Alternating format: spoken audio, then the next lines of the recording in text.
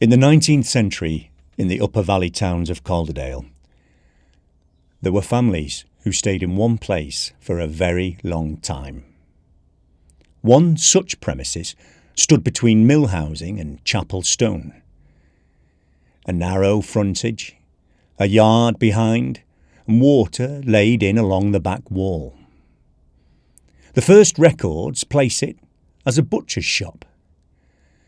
Carcasses came in at dawn, hooks fixed into dark beams, a block worn smooth by years of weight.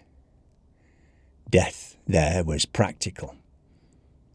Animals were slaughtered close to where people lived, floors washed down before noon.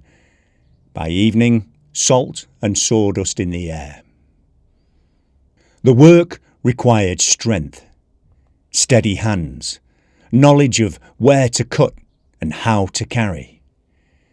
By the middle of the century, the trade shifted.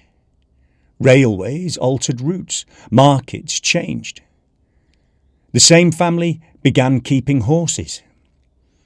The hooks taken down, the yard widened, wheels replacing cleavers. They carried meat at first, then coal, then mill goods. They understood gradients, how to balance a load on narrow roads, how to secure weight so it didn't slide downhill.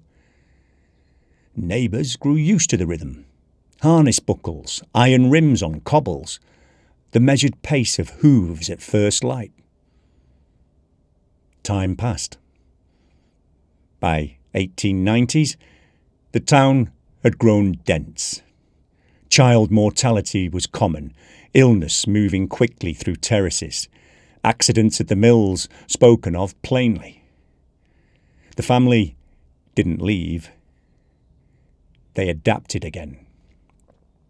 Transport already theirs, the yard already drained, and the knowledge of lifting already in the hands.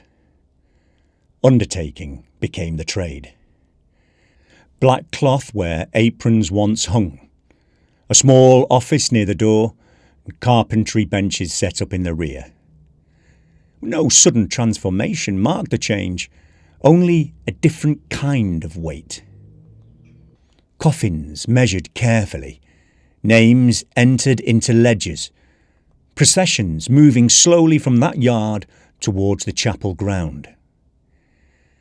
By the early years of the 20th century, the address was known for one thing. If there'd been a death in the street, this was the door that opened. It wasn't feared, it was necessary. War approached in 1915, and by then the trade was established. The butcher's drains covered, the carter's wheels replaced. The stone didn't change, the yard kept its proportions, and the family name eventually left the signboard. Tenants came and went, walls replastered, and partitions removed. Those who spent time inside sometimes altered their stance. A step taken half aside. A pause in the doorway. And on more than one occasion, someone turned quickly, expecting another person to be standing close behind. Nothing was ever found there. No one made much of it. Yet very few people kept their backs to the room for long. That's Giles, signing off.